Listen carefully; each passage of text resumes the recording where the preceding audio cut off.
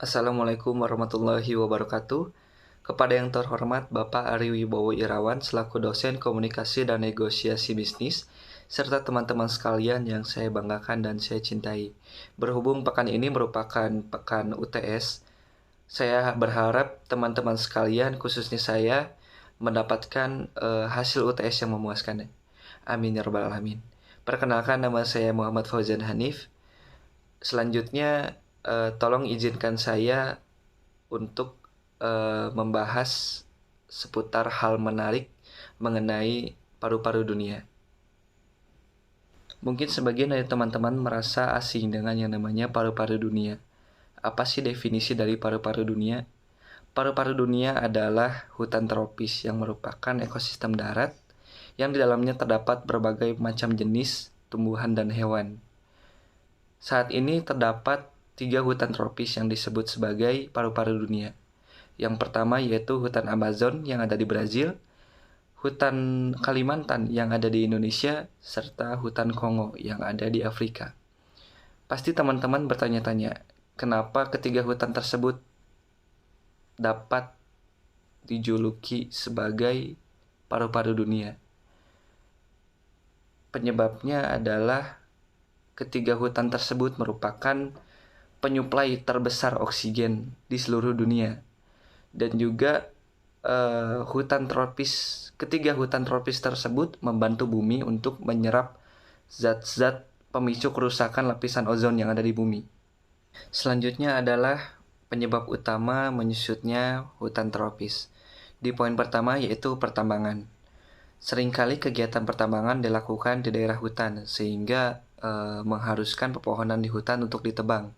Selain itu juga akses transportasi pertambangan membutuhkan wilayah yang besar sehingga mengharuskan penebangan pohon berskala besar.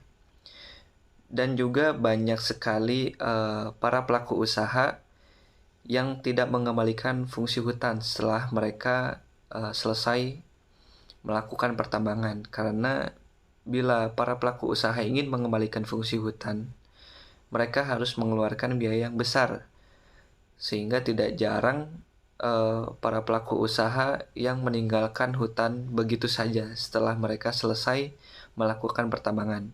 Di poin kedua adalah pengalihan fungsi hutan. Seiring berkembangnya zaman, semakin tinggi juga biaya hidup masyarakat di sekitar, dan juga semakin bertambahnya juga populasi masyarakat menuntut masyarakat untuk mencari mata pencaharian yang dapat meningkatkan atau membantu perekonomian mereka, sehingga banyak sekali penebangan pohon yang bertujuan untuk pengalih fungsian hutan menjadi peternakan dan juga menjadi perkebunan. Salah satu contohnya yaitu perkebunan kelapa sawit yang biasanya dipercaya oleh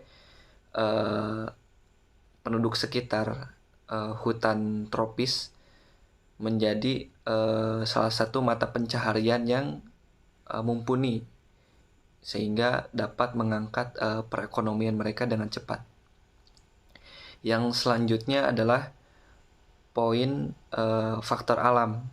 Faktor alam ini seperti contohnya yaitu kebakaran hutan yang didukung juga oleh kenaikan suhu bumi yang mengakibatkan panasnya matahari dapat menyebabkan dedaunan kering, dan dahan-dahan pohon yang kering itu menimbulkan percikan api yang disebabkan oleh gesekan dahan dan juga daun-daun kering yang merambat begitu cepat sehingga dengan cepat melahap habis ribuan hektar hutan tropis. Yang selanjutnya adalah poin kebutuhan masyarakat. Bila diingat kebutuhan masyarakat akan kertas, itu sungguhlah tinggi, terutama bagi para pelajar. Di sini dapat disimpulkan bahwa semakin tinggi kebutuhan masyarakat akan kertas, maka semakin banyak juga pohon yang akan ditebang. Hal itu merupakan penyebab utama dalam punahnya atau menyusutnya hutan tropis. Oke, pada slide ini saya akan mencoba mengulas sedikit mengenai data kehilangan hutan primer tropis pada tahun 2019. Kita bisa lihat di sini bahwa pada tahun 2019 dunia kehilangan sebesar 3,8 juta hektar hutan primer tropis. Pasti teman-teman bertanya-tanya nih, apa sih yang dimaksud hutan primer tropis itu? Jadi hutan primer tropis itu merupakan hutan yang dimana usia pepohonannya itu bisa dibilang sudah berusia dewasa atau berusia ratusan hingga ribuan tahun. Hutan primer tropis ini berperan untuk melindungi keanekaragaman hayati yang ada pada hutan tersebut dan juga membantu bumi untuk menyerap zat karbon dioksida yang dihasilkan oleh polusi udara dari knalpot kendaraan dan lain-lain. Kehilangan hutan primer pada tahun 2019 ini menyebabkan lepasnya sekitar 1,84 gigaton emisi karbon dioksida. Secara hal ini setara dengan emisi tahunan yang dikeluarkan oleh 400 juta mobil.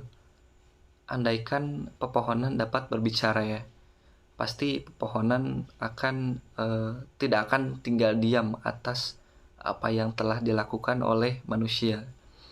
Pasti pepohonan akan mengecam keras. Pepohonan akan mengecap bahwa manusia merupakan makhluk yang paling jahat di muka bumi ini. Karena mereka dapat melakukan apa saja dengan keserakahannya.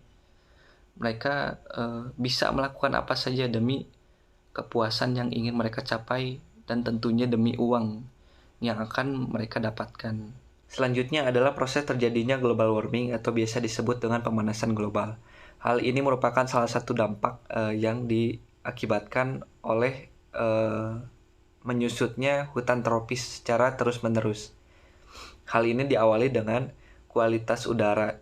Kualitas udara yang memburuk disebabkan oleh kurangnya pepohonan atau kurangnya lahan hijau yang menghasilkan oksigen dan juga menyimpan atau menyerap gas karbon monoksida sehingga menyebabkan kualitas udara yang buruk. Selanjutnya, lapisan ozon yang menipis.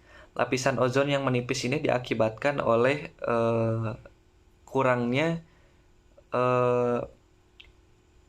lahan hijau yang dapat atau hutan tropis yang dapat menyerap atau menyimpan gas karbon monoksida yang dihasilkan dari asap pabrik dan juga asap kendaraan yang menyebabkan rusaknya lapisan ozon. Hal ini berpengaruh terhadap temperatur bumi karena sinar matahari akan langsung mengenai bumi tanpa terlebih dahulu melewati atau difilterisasi oleh lapisan ozon. Temperatur bumi yang meningkat ini mengakibatkan bongkahan-bongkahan es di Antartika itu mencair sehingga menyebabkan permukaan air laut naik ke daratan, sehingga menyebabkan bencana alam bagi para penduduk atau masyarakat yang bermukim di pesisir laut atau pesisir pantai. Puncak masalahnya adalah di mana manusia akan mengalami suatu masa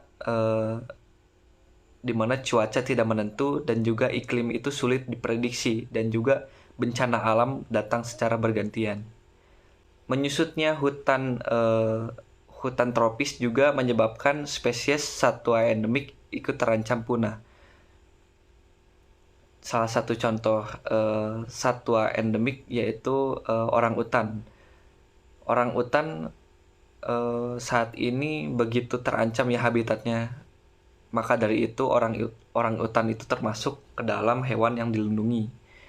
Karena habitatnya sudah banyak dijadikan sebagai lahan perkebunan oleh masyarakat setempat, oleh warga setempat, jadikan sebagai perkebunan kelapa sawit. Di slide terakhir saya mempunyai kata-kata yang bertujuan untuk mengingatkan kita semua selaku penduduk bumi, alangkah baiknya kita menjaga dan memelihara bumi ini. Yang kalimatnya yaitu, mari kita lindungi hutan yang tersisa. Apakah perlu kita menunggu pohon terakhir di bumi ini tumbang oleh keserakahan manusia untuk sadar bahwa begitu pentingnya lahan hijau bagi manusia. Di sini kita dituntut untuk menjaga lingkungan dan alam, karena hal ini juga kita lakukan untuk masa depan kita dan juga keturunan kita kelak. Sekian dari saya, mohon maaf bila banyaknya kekurangan karena saya masih dalam tahap pembelajaran. Sekian dari saya, wabillahi taufik wal hidayah. Wassalamualaikum warahmatullahi wabarakatuh.